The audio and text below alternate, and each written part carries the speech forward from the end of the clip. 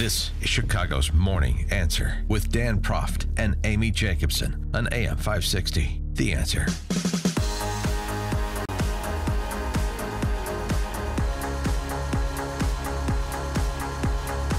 Good morning, Dan and Amy. Well, a lot of matters economic to discuss, tangentially and as well as directly. Personnel choices for the president to make, most notably to replace Gary Cohn as his top economic advisor. Border security, economic policy with respect to trading partners, the tariffs and the exemptions from those tariffs. A new branch of our military, the Space Space Force. How are we going to finance our Space Force? I've suggested that Nathan Fillion, who commanded Serenity and Firefly, would be a good choice to head up that Space Force. And then your former paramour, Admiral Adama. Right, I suggested him. Yeah, he could command Space Force One. Mm-hmm. Yeah. So we got a lot of slots to fill, is the point, in addition to the foreign policy team shakeup. For more on this, we're pleased to be joined by Stephen Moore, Wall Street Journal columnist, CNN senior economist, Heritage Foundation economist. All-around good guy. Nutrier graduate. Steve, are you going to be at Nutrier today to join in the walkout and the T-shirting? Oh, my gosh. Is that what they're doing? Of course. I mean, it's just not the same school I was at 30 years ago. Good to be with you guys. I do think that I got a news flash for you. I think that Larry Kudlow will be the next National Economic Council chairman. Your dream has been realized. Yeah, you said that last week that you're pulling for him. I know, but I think it's getting closer. It's not a done deal yet, but I feel it. I think it's coming, and you've heard it first on the Dan and Amy show, but I think it is going to happen in the next 48 hours, and I think it'll be awesome for the president. And I'm a little biased. Larry was the best man at my wedding, but he will be an awesome advisor to the president. He will communicate. Is there a better communicator of economics than Larry Kudlow? No, he's great. He helped put together the tax plan. I mean, I'm just so excited about this. I hope it happens. But here's the thing. He's against tariffs, isn't he, just like Cohen was? He what? Isn't he against the tariffs? Well, that's a problem, isn't it? You know, and the president, you know, he had effusive praise for Larry yesterday, but then he said, well, we don't always agree on tariffs.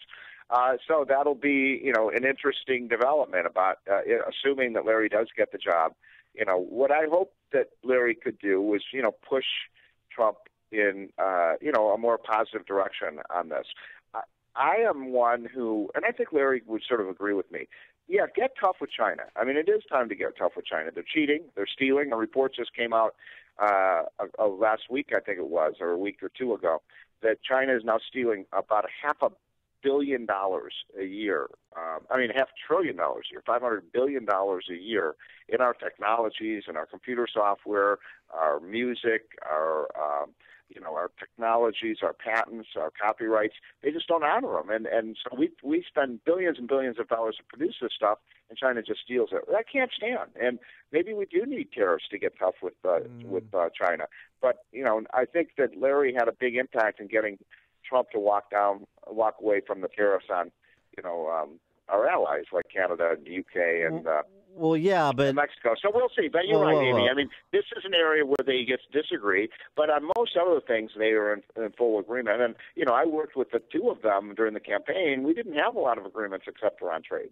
Well, look, the exemptions that are being much ballyhooed by free marketeers. Right. You know, there's so he's just positioning, it's just leveraging. See, look, he's exempting Canada and Mexico. That's a good thing. Well, okay, but this is also a lesson for proponents of tariffs generally, because now the higher prices paid by U.S. consumers for steel and aluminum go to three places: higher revenues for U.S. steel and aluminum producers, higher revenues for the U.S. Treasury because it's a tax, and higher revenues for Canadian and Mexican steel and aluminum producers who also benefit from the higher price. Well, I mean, there's some truth to that, Dan. I mean, you got your economics right. So this is a perfect solution. This is not a perfect solution.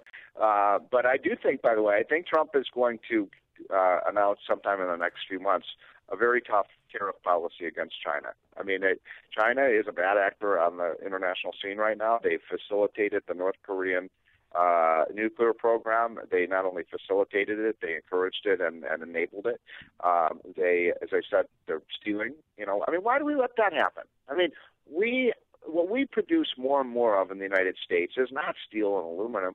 We produce intellectual property. The amazing things that are coming out of Silicon Valley and startup companies in Chicago that are developing, intellectual property. And that if that's what we produce and everybody's stealing it from us, then how can we make money? How can we continue to thrive? So I find myself in favor of a very tough position with China and some of the other bad actors on the planet, like Russia.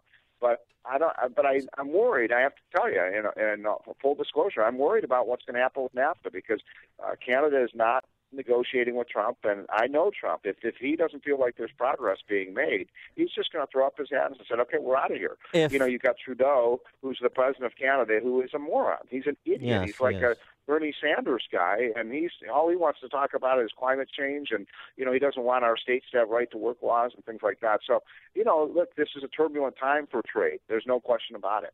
But he looks better in traditional Indian garb than does Hillary, Trudeau. Yeah, that was pretty funny.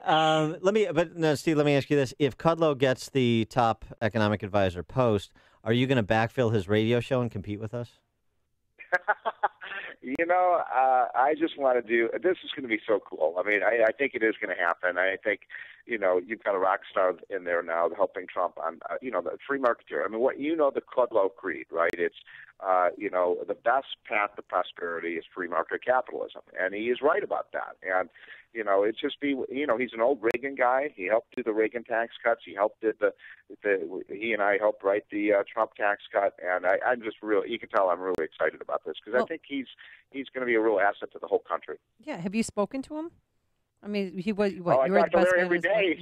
He's my best buddy, and he's psyched for this, and he's hand rested and ready to go. So I think it's like Nixon in it's not 68. official yet. But listening to Trump yesterday, it sounded like he was like it's 98%. Do you think he'll find out via Twitter whether or not he got the job? I mean, that's what's happening. Come on. Probably. I guess that's how Tillerson found out, right? That he's so out. Cruel. Well, Kudlow. Thanks for stopping by. Kudlow is that would be an exciting pick. That would be a very encouraging sign. If he I did got to pick say him. one other thing, if I may. About this. I'm on fake news now, as you guys know, CNN, and their whole thing is crisis and chaos at the White House. It's all chaos, and the truth is, look, Trump has people in his administration, and then, if he doesn't like what you're doing, you're fired. I mean, that's his persona. And this is not, chaos is not the right word to describe this. I mean, this is kind of creative discussion, right? This is what a businessman does. If he likes the job you're doing, you stay. If you disagree with them, or when it's too much turnover, too much. I mean, H.R. McMaster's probably next. John Kelly. Now there's talk this morning of moving the VA secretary out and putting Rick Perry in there. Yeah. I mean, don't you think that's a little? I mean, it's a lot. That's a lot of chaos. There's been a lot of turnover, no question about it. But I'm saying, better to get the right people in there at the right time. Look, I actually think Gary Cohn, who was the NEC director, was the right. I was opposed to him at first, but it turned out he was a good choice. He was a great manager. He got the whole office set up. He put some really good people in there. He helped get the tax cut through.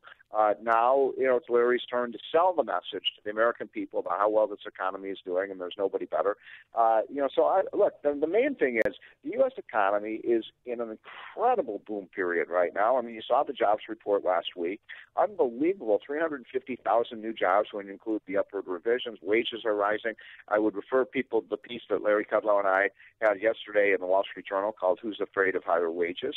I mean, we're starting to see middle-class Americans really benefit for the first time in 20 years from the economic policy in Washington. And isn't that what Trump promised?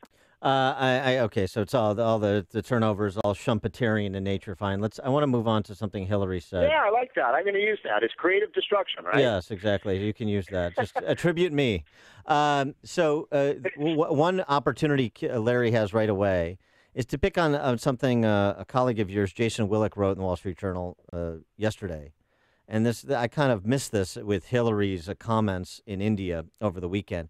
But he makes a great point about how Hillary talking about winning voters that represent 2/3 of the GDP production in this country. Oh yeah, I'm writing a piece on this right now. That it is such an opportunity for the Republican Party to take the common man mantle, which no longer belongs to the Democrat Party, back permanently.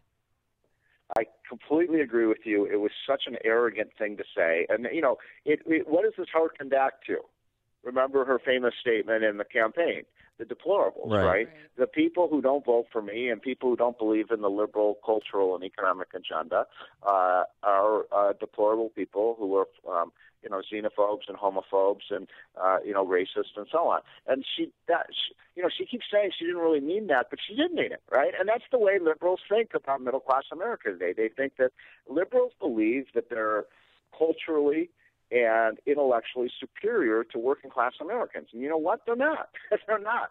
And she was wrong factually. She kept saying, the dynamic places in the country voted for me. And then she pointed to states like New York, Connecticut, and Illinois. Well, those states are losing all their jobs and their people. The dynamic places in America today are Texas and Tennessee and Florida and Utah and, the mountain states. That's where the action is. And so she had a complete back-asswards. And so I am right. I'm glad you brought that up, Dan, because I'm writing my latest column on this saying, wait a minute. The places that she won are the places that are losing jobs and losing people, and unfortunately, Illinois is one of them. He is Steve Moore, Wall Street Journal columnist. Look forward to that forthcoming piece. CNN senior economist, Heritage Foundation economist. Steve, thanks for joining us as always. Appreciate it. Okay, see you guys. Take care. Have a great week. Bye. You too. And he joined us on our turnkey.pro answer line. If you're